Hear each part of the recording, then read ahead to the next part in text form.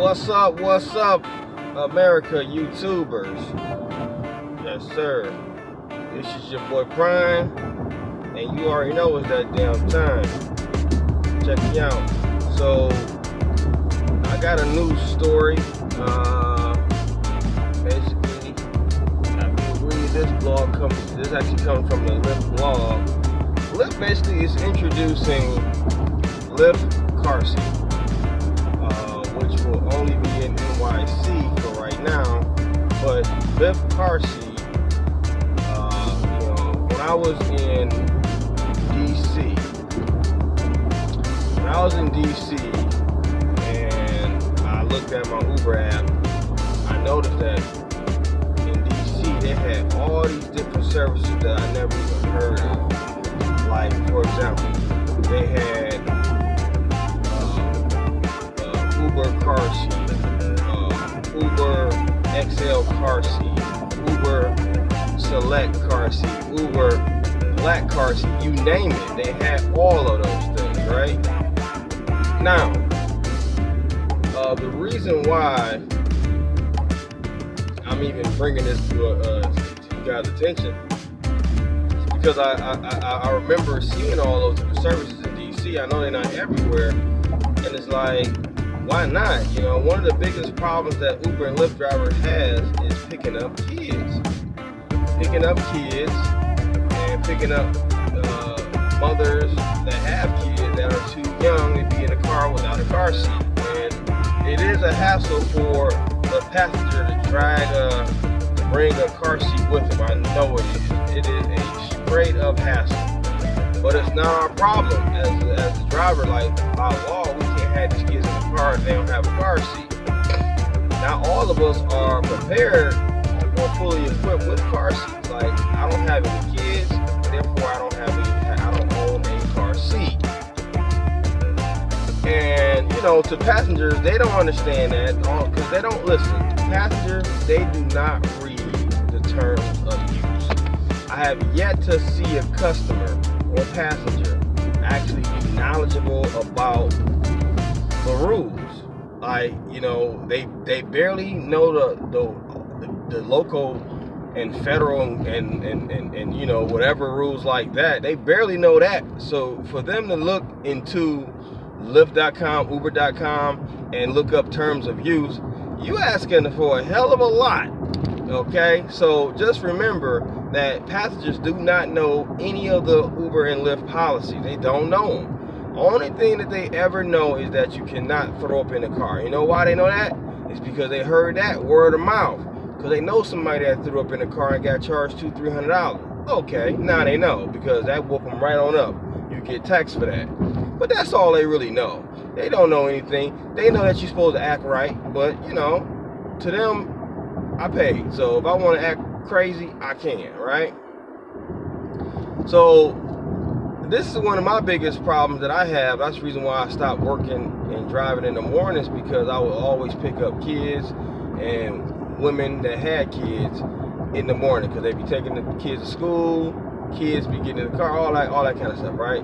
So of course the 13, 14-year-old kids or whatever can't sit in the car seat, so that still doesn't fix that issue, but it does fix an issue that I think that is, you feel bad every single time. Like, you almost always feel bad when, like me, I know it's drivers that do it and just do it because they want that money, but I always tell drivers, like, see, you are the problem, because if they, they always get in the car, and when you tell them no, I'm talking about me, I tell you, no, I can't do that because it's against the law, blah, blah, blah. Of course, I don't say it the way I just said it, but I break it down to them, and they just don't like it. But they don't get in the car. I never start the trip, so they can't rate me.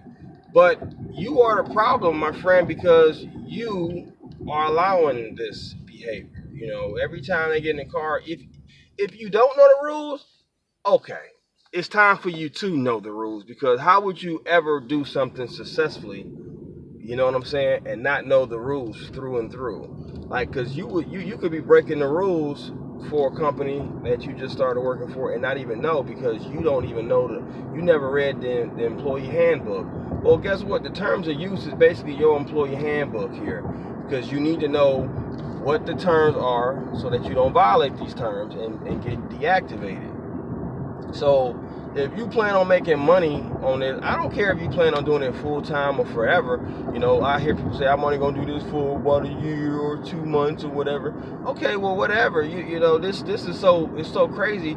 You can have this in your back pocket forever. You don't never have to give it up. You know what I'm saying? But if that's what you, if that's how you feel about it, then it is what it is. But what I'm just simply saying to you is that you should at least know what the rules are, so that way you're not violating the rules, if that's the problem. Now, if you do know the rules and you still violating the laws, which I know is a lie.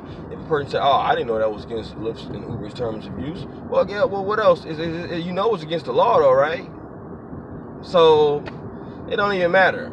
It's against the law to take kids, man. You know what I'm saying? Without car seats, and you should be you should be ashamed of yourself, because what happens if you get into a car accident with this baby with no car seat? This baby dies. It's all on you, bruh. You are the reason. You're the cause, because you're the driver, and that's how it's gonna be looked upon in court.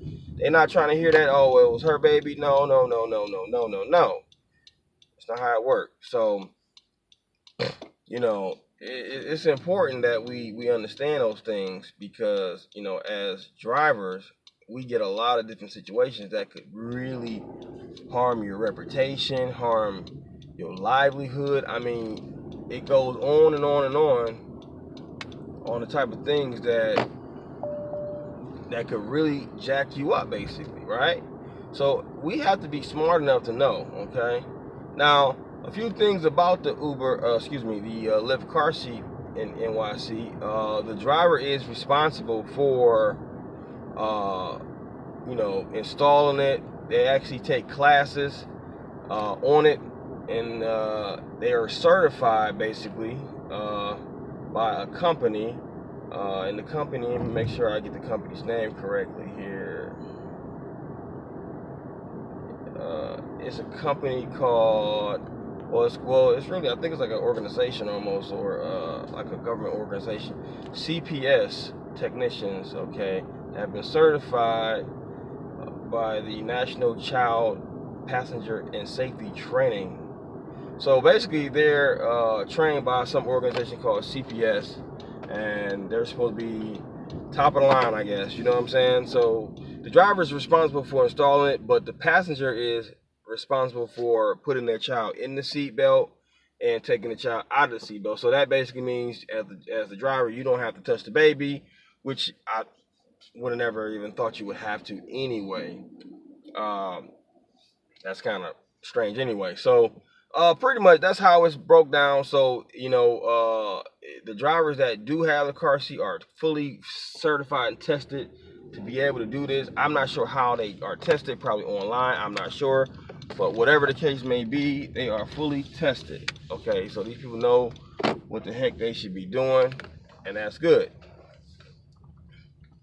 Okay, so you know, that's good. Hopefully they expand this to I would like to see this get expanded to like Cleveland, for example, or worldwide or nationwide or whatever, because I would love for somebody else to take those kids off my hands. You know what I'm saying? That way I don't have to always come over there and be like, sorry, you know, you don't got no car seat, I can't take you.